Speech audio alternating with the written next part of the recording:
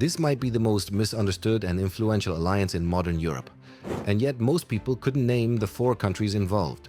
We're talking about the Visegrad 4, V4, and their power to shape everything from your gas bill to the future of the EU is far bigger than their individual size. Stick around, because we're going to break down the complex and often contentious geopolitical influence of this Central European powerhouse, and you'll see why Poland's role is absolutely central. First things first, welcome to the channel. Before we dive into the details, if you find this breakdown helpful, please do us a huge favor and hit that like button, subscribe to the Poland channel, and let us know in the comments. Which V4 country do you think has the most power in the EU right now? Your support helps us keep bringing you deep dive geopolitical content like this. The Visegrad 4, comprised of Poland, the Czech Republic, Hungary and Slovakia, was born in 1991 from a shared dream: escaping the Soviet shadow and rejoining the Western world. They were united by a common history of Soviet-era communism and the goal of full integration into NATO and the European Union. This alliance gave them a collective voice during their accession negotiations, making them a package deal too big for Brussels to ignore. Geopolitically, this bloc represents a vital east-west bridge, a large contiguous landmass that serves as a core buffer and a critical economic hub in Europe's heart. Their initial geopolitical success came simply from demonstrating unity and a shared strategic vision for Central Europe. The V4's influence isn't just political, it's deeply economic.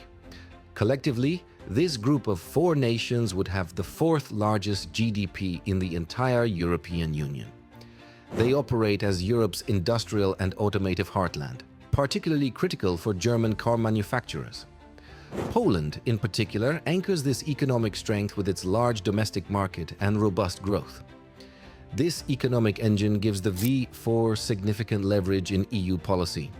When they coordinate their positions on the EU budget, trade rules, or the single market, as they often do, their combined economic weight ensures that their concerns about regional convergence and cohesion funds cannot be dismissed by Western capitals.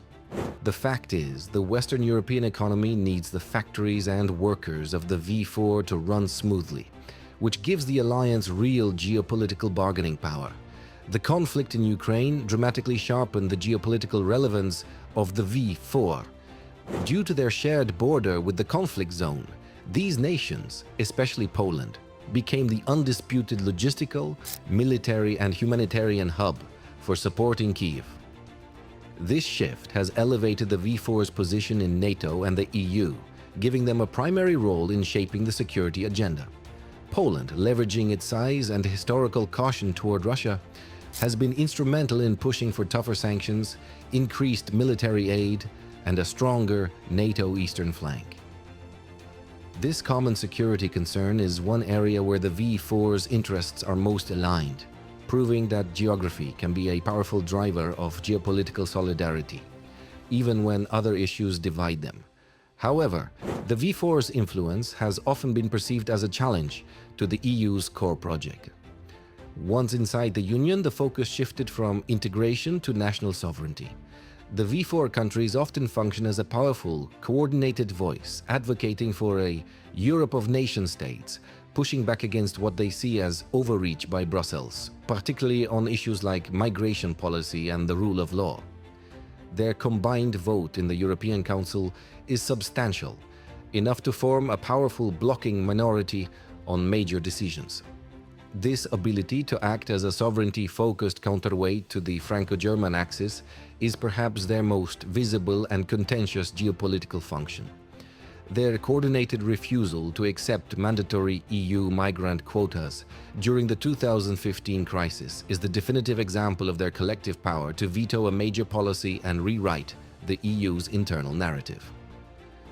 Just a quick pause here. If you're finding this deep dive on the V4's complex role fascinating, make sure you've already subscribed to the Poland channel. We'd love for you to comment below with your thoughts on whether you think the V4's push for sovereignty is ultimately good or bad for the future of Europe. And don't forget to like this video to help others find this explanation. We're working hard to deliver this kind of analysis, and your support is everything. Now for the complex reality. The V4 is not a monolith. Geopolitical events have revealed deep fissures, challenging the image of a unified Central European bloc. The most significant division is over the war in Ukraine. While Poland and Czechia have maintained a firmly pro-Ukrainian, anti-Russian stance, Hungary has often taken a more ambiguous, sometimes obstructionist position. These differences transform the group from a cohesive V4 into a volatile V2 plus V2 or V3 plus 1 configuration on critical foreign policy issues.